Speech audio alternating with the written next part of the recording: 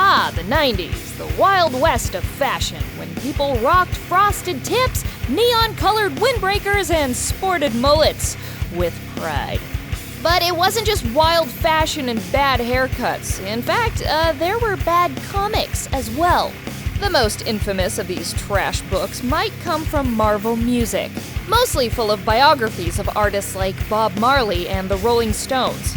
But also, Billy Ray Cyrus, who just couldn't be limited to a biography. Oh no, he needed an adventure. I'm Jocelyn the Intern. I clearly do all the research nobody else wants to, straight from the desk of Death Battle. That's right, guys. Billy Ray Cyrus, old achy breaky himself, has a comic published by Marvel, of all people.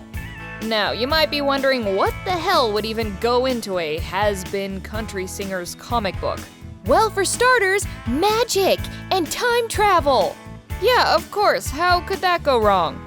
Its 48 pages are filled with exactly 2 adventures, and it's safe to say that both of those were creative garbage. The first adventure is essentially a Scooby-Doo story mixed with inappropriate child interactions, LARPing, and racial themes.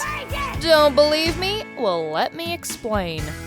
The misadventure starts off with Gary and his ex-girlfriend Karen exploring an old fort, and Gary gets spooked by a smoky outline of a Native American. Karen, not taking any of his shit, calls him out for lying, and then out of nowhere, mid-argument, Billy Ray comes up riding a horse, and Karen is somehow able to recognize him from like 50 yards away, which is insane. But the real trip comes when Billy starts going on a spiel about how Gary might have actually seen a Cherokee ghost because this fort was where our forefathers fought them and lost against them terribly. And he doesn't just stop there, he keeps going and for some reason starts giving a lesson about the Trail of Tears. Maybe hinting at his next album release of Trail of Tears. Or maybe this man just really likes how his ancestors forced thousands of Native Americans off their land. You know, it could really go either way. This is merely the tip of the iceberg though, because he goes on to give the kids free tickets to his concert. After said concert, Billy Ray invites the kids into his dressing room, where, I shit you not, he's effing naked! I mean, sure, he has a towel over his shoulder, but I would be hard-pressed to call that a garment! Now here's a little PSA, kids. If a strange man invites you into his dressing room, and he's bare-ass naked, f***ing leave! Sadly, these kids didn't hear my PSA or have common sense because even after seeing him like that, they stick around. To add to the insanity, Billy says he's already called their parents and that they said it was okay for the kids to go camping at the old fort with Billy tonight. First off, how the hell did he get their parents' numbers? He just met these kids. I would have loved to listen to those phone calls. Oh, hey, this is Billy Ray Cyrus. I was gonna get naked and invite your child to my dressing room and then take him camping at an old, possibly haunted fort in the middle of nowhere. That cool? Anyways, fast forward a bit and everyone ends up dressed up like Davy Crockett while riding horses around the fort with fake guns. When, surprise, surprise, some modern-day Native Americans are dressed in their tribal attire and for some reason they're also carrying fake guns. Yet real bows and arrows?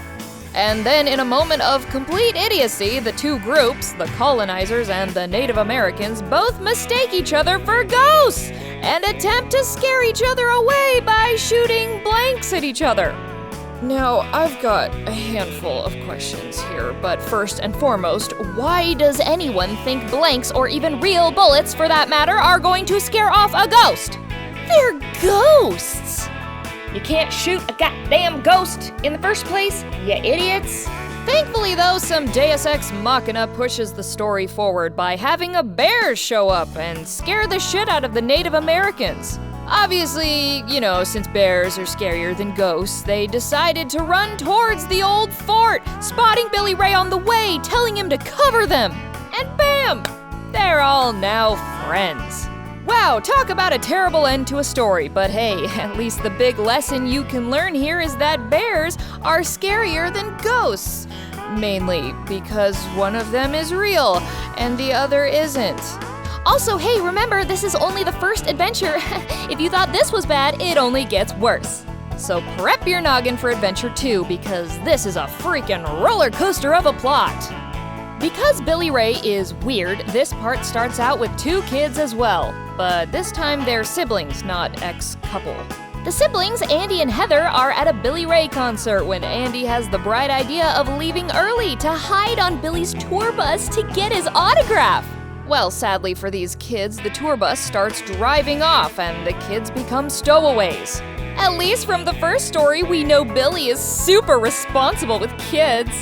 As the tour bus eventually stops to fill up on gas, the story takes a turn to Magicville.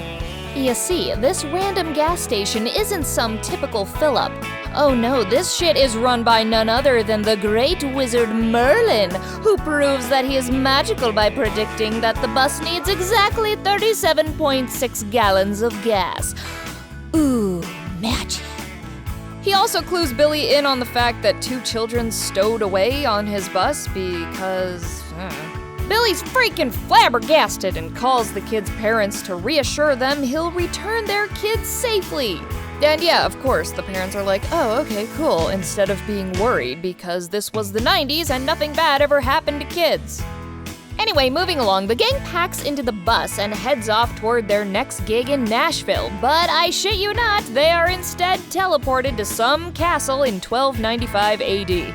So the bus didn't just time travel them? No. This bus also teleported them somewhere in Europe where they also speak modern day English. The entire bus is taken hostage, of course, because, well, it's 1295 AD and that's just kind of what they do. Luckily, the king doesn't just kill them all, he instead charges Billy with the task of slaying a dragon. Because tropes, I guess.